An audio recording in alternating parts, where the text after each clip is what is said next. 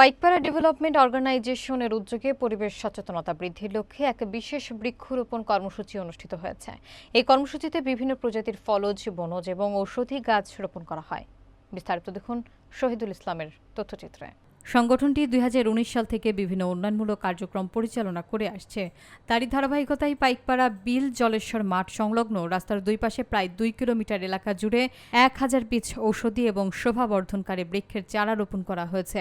পাইকপাড়া সরকারি প্রাথমিক বিদ্যালয় প্রাঙ্গণে কর্মসূচির উদ্বোধন করেন সংগঠনের সভাপতি মোহাম্মদ কামরুল ইসলাম। উদ্বোধনী অনুষ্ঠানে উপস্থিত ছিলেন সাবেক চেয়ারম্যান এবং দরাজহাট ইউনিয়ন বিএনপির সাধারণ সম্পাদক আব্দুর রাজ্জাক ফুল, সাধারণ সম্পাদক শামীম আহমেদ, স্থানীয় শিক্ষক, শিক্ষার্থী, যুব সমাজ এবং পরিবেশপ্রেমী ব্যক্তিবর্গ। উদ্বোধনী বক্তব্যে মোহাম্মদ কামরুল ইসলাম বলেন, পরিবেশ রক্ষায় গাছের গুরুত্ব অপরিসীম। আমাদের ভবিষ্যৎ প্রজন্মের জন্য একটি সবুজ এবং সুন্দর পৃথিবী গড়ে তুলতেই এই উদ্যোগ নেওয়া হচ্ছে।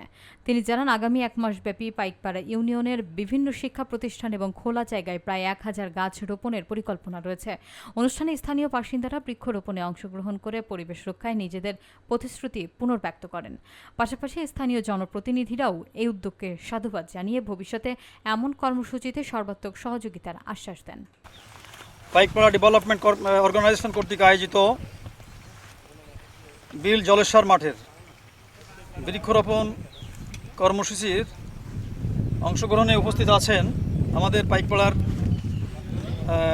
গণ্যমান্য ব্যক্তিবর্গ এবং আমাদের স্নেহস্পদ অনেক ছোট ভাই, ভাইপো এবং সন্তানতুল্য ছেলেরা আমার সকলকেই পাইকপাড়া গ্রামবাসীর পক্ষ থেকে আন্তরিক শুভেচ্ছা, অভিনন্দন এবং সালাম। আসসালামু আলাইকুম।